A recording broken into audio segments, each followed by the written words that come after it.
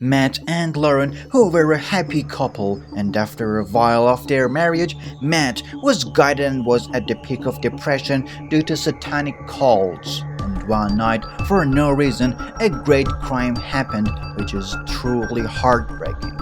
Mrs. Lauren Hugelmaier first met Matthew Phelps when they were in middle school, although they weren't close friends at that time, but years later, when both Lauren and Matt were 26 years old, an unexpected event happened.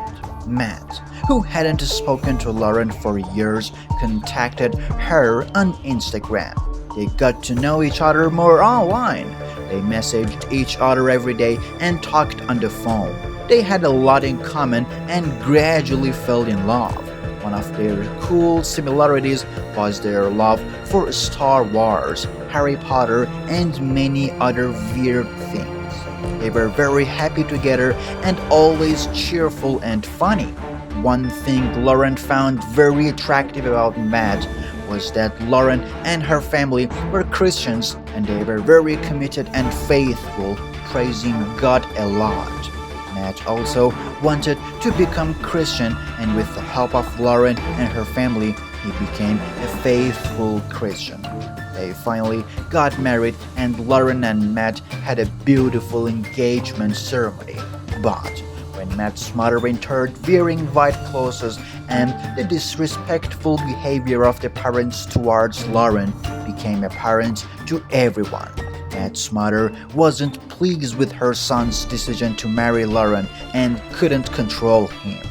After the engagement party, Lauren confronted Matt about his mother's behavior, but Matt dismissed her concerns and stated that he had grown up with his grandparents instead of his parents. Matt continued that he didn't have the best relationship with his mother and what she thought after the engagement didn't matter to him. In 2016, Matt and Lauren moved to Raleigh, North Carolina. Despite the change of location, they remained committed to their Christian values and continued their lives guided by their faith. Matt was hired. The home care company recognized his efforts and commitment, and he was recognized as the Employee of the Month. Lauren was incredibly proud of her husband's sacrifice and hard work. Lauren found ways to help their financial stability. One of her side jobs was babysitting. She also worked at the church daycare taking care of children while their parents attended services. Lauren had a side business selling candles, which was successful. Every Wednesday night, Lauren and Matt would travel to her parents' house for game night, a weekly event they both looked forward to, hoping that Matt would always be on time and eager to spend quality time with them. In November 2016, Lauren and Matt celebrated their love at wedding ceremony in the forests of North Carolina. Their special day was filled with laughter and joy and a sense of shared excitement for trivial things. One of the most beautiful things that's made the wedding memorable was the use of funny things that Lauren and Matt loved. Groomsmen dressed in the milled suits with their own light spears in hand, turning the wedding into a Star Wars themed celebration. One of the main issues was Matt's discomfort with Lauren's close friendship with a male friend from church. Matt was upset that the man at church was in touch with Lauren. Matt said that his previous wife had cheated on him while she was on a missionary trip, and when she finally returned home and told him that she had never loved him and was leaving him. So, Matt was afraid that his second wife, Lauren, would betray him again. As their marriage progressed, Lauren and Matt had long left emotional turmoil. Matt seemed resigned to a darker, more depressed state, trapped in a dark place. Matt spent their money at an alarming rate on his behavior and left Lauren. Friends and family tried to pull him out of depression, but Matt was too depressed. Matt's behavior harmed Lauren and her family and seemed deliberate as they perceived it as deliberate disrespect towards them. Lauren felt distant from Matt and knew that something needed to change. She tried to share her feelings and concerns, but it seemed like Matt didn't have any love left, and nobody mattered to him. Lauren noticed changes in her husband's behavior when Matt started stealing from the Disney fund they had set aside for their future trip to Disney World. Matt was spending all the travel money and savings. They didn't have money for rent anymore. One day, while Lauren was at work, Matt messaged her that a female co-worker had gone to meet him. The early morning visit of this woman to their house raised concerns in Lauren that she was looking for her husband at their home. Her distress increased. Out of curiosity and the desire to uncover the truth, Lauren thought about the truth behind Matt's first marriage. She decided to delve deeper into the matter. Matt and his first wife, Brookie, did meet in college and they were colleague friends after 2 years of friendship. They soon got married, but Brookie later said that Matt had cheated on her in the early days of the friendship. And Matt confessed to Brookie that he had kissed another girl. Although Brookie, despite being hurt, eventually forgave Matt. Matt was also extravagant in his first marriage and had spent all their money, which had led his first wife to divorce him. Lauren's family, who learned about Matt's infidelities in his first marriage, remained silent and kept the news to themselves because Lauren and Matt continued with their marriage.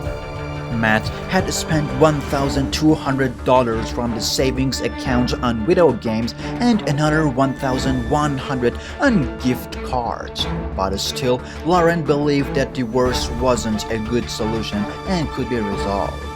We come to the tragic night when Matthew Phelps called emergency services and said, "I think I killed my wife. I had a dream and then I returned on the lights and she was dead on the floor. There is blood everywhere and a bloody knife on the bed and I think I did it. She's not moving. Oh my god, I'm so scared. She doesn't deserve this." Matt trembled with fear and horror as he spoke to the dispatcher. He was unsure of himself, his voice filled with fear and a sense of guilt during the call to 911. Matt explained why he might have killed his wife according to his words. Matt, who had taken cough and cold medicine and may have taken more than he should have, said he had taken a sleeping pill with the medicine because he knew it could soothe and help him sleep better at night. An over-the-counter medicine typically used to treat cold and flu symptoms contains a combination of decongestants and pain relievers that relieve nasal congestions and cough and sore throat. But dextromorphin also comes with specific side effects including drowsiness, dizziness, and dizziness. When taken in large amounts or combined with other drugs, minutes after Matt called 911 and reported that had killed his wife, the police arrived at their home and found Matt standing on the front steps. Officers immediately arrested him, and when they entered the room, Lauren was lying in a pool of blood. She was dead. Investigators went into action to find evidence to find out exactly what happened. The police contacted Lauren's family and informed them that their daughter had been murdered. They were very shocked and they were now mourning. During Matt's interrogation, he requested a lawyer, which halted the investigation, and the police took action and transferred Matt to the hospital to undergo a blood test to determine if he was under the influence of quercetin at the time of the murder. However, the test results showed that Matt was fully conscious. After Matt's arrest, he was transferred to the county jail, where he was arrested for murder.